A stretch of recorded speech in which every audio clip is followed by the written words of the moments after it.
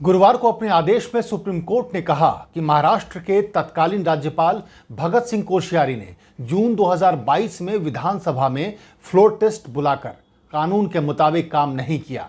लेकिन कोर्ट ने यह भी कहा कि वो उद्धव ठाकरे की बहाली का आदेश नहीं दे सकते, क्योंकि सरकार के रूप में उन्होंने फ्लोर टेस्ट का सामना किए बिना इस्तीफा दे दिया। यानी बिना लड़े हथियार डालना उद्धव गुट को भारी पड़ गया।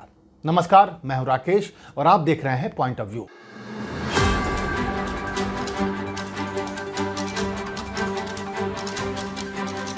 महाराष्ट्र सरकार पर सुप्रीम कोर्ट के फैसले के एक दिन बाद टोटलिटी में यानी समग्रता में इसका विश्लेषण करने से मामला ज्यादा स्पष्ट हो जाएगा।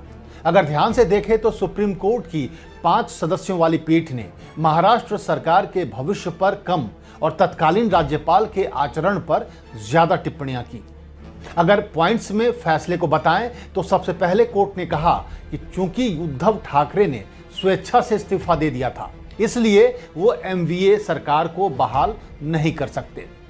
कोर्ट ने दूसरा पॉइंट ये कहा कि स्पीकर ने एकनाथ शिंदे ग्रुप का व्हिप नियुक्त कर गलत किया। यह हक राजनीतिक दल के पास है। इसके साथ ही पीठ ने विधायकों की अयोग्यता पर स्पीकर की शक्ति को लेकर 2016 के नबाम रेबिया के फैसले को बड़ी बेंच के पास भेज दिया। कोर्ट ने सीधे तौर पर कहा कि उद्धव सरकार ने बहुमत खो दिया है। यह सोचकर फ्लोर टेस्ट का आदेश देकर राज्यपाल ने गलती की। महाराष्ट्र के तत्कालीन राज्यपाल भगत सिंह कोश्यारी की भूमिका पर सुप्रीम कोर्ट ने कहा कि राज्यपाल को अपने पद पर बैठकर उन शक्तियों का इस्तेमाल करना ही नहीं चाहिए जो शक्तियां संविधान ने उनको दी ही नहीं है। यानी कोर्ट ने साफ कर दिया कि उद्धव ने अगर बिना लड़े सरकार जाने दी तो कोश्यारी ने बिना अधिकार के विधानसभा के सत्र को बुलाया। यानी कहा जाए तो जैसा आरोप था कि खेल राजभवन से हुआ, उसे कोर्ट ने भी मान लिया। सुप्रीम कोर्ट ने साफ कहा कि उद्धव ठाकरे ने इस्तीफा नहीं दिया होता तो यथास्थिति बहाल हो सकती थी। खंडपीठ ने कहा कि राजनीतिक पार्टी के अंदरूनी विवादों को हल करने के लिए शक्ति परीक्षण को एक माध्यम के रूप में इस्तेमाल नहीं किया जा सकता है। न तो संविधान और न ही कानून राज्यपाल को राजनीतिक क्षेत्र में प्रवेश करने और राजनीतिक पार्टियों के अंदर के विवादों में भूमिका निभाने का अधिकार देता है। कोर्ट के फैसले के बाद अब गेंद फिर विधानसभा में लौट गई है। अब विधायकों की अयोग्यता पर फैसला स्पीकर करेंगे।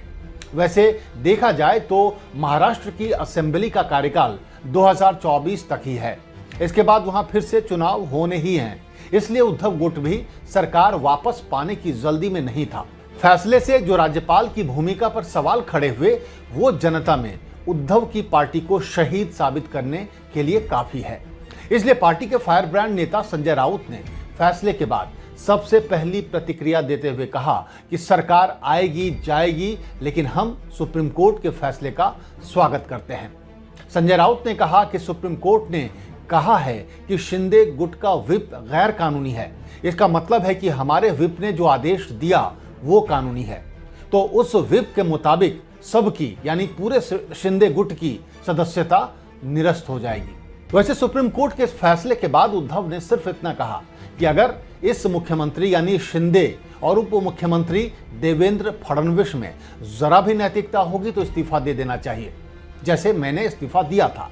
इसके जवाब में महाराष्ट्र के उप मुख्यमंत्री देवेंद्र फडणवीस ने पलटवार करते हुए कहा कि नैतिकता की बात करना उद्धव ठाकरे को शोभा नहीं देती। मैं उनसे पूछता हूं कि भाजपा के साथ चुनकर आए और मुख्यमंत्री बनने के लिए कांग्रेस और एनसीपी के साथ जब चले गए, तब नैतिकता को कौन से डिब्बे में डाल गए थे? उन्होंने नैतिकता के कारण नहीं, डर के कारण इस्तीफा दिया था। यानी उद्धव की तरह फडणवीस हथियार डालने को तैयार नहीं है, जिसका मतलब यह है कि सरकार तो अब शिंदे की ही होगी। फिर चाहे पार्टी तोड़ने वाले सभी सदस्य, जिसमें शिंदे भी शामिल हैं, वो अयोग्य ही ठहरा दिए जाएं, क्योंकि नंबर बीजेपी और शिंदे गुट के पास है। वैसे शिवसेना के लिए यह फैसला जीत के बराबर ही है। उद्धव के साथ पार्टी और जनता की सहानुभूति दोनों है। इसलिए शिंदे सरकार बनाने के बाद से एक भी चुनाव नहीं जीत पाए और मुंबई म्यूनिसिपैलिटी यानी बीएमसी के चुनाव कराने की तो उनकी सरकार की हिम्मत ही नहीं हो रही है।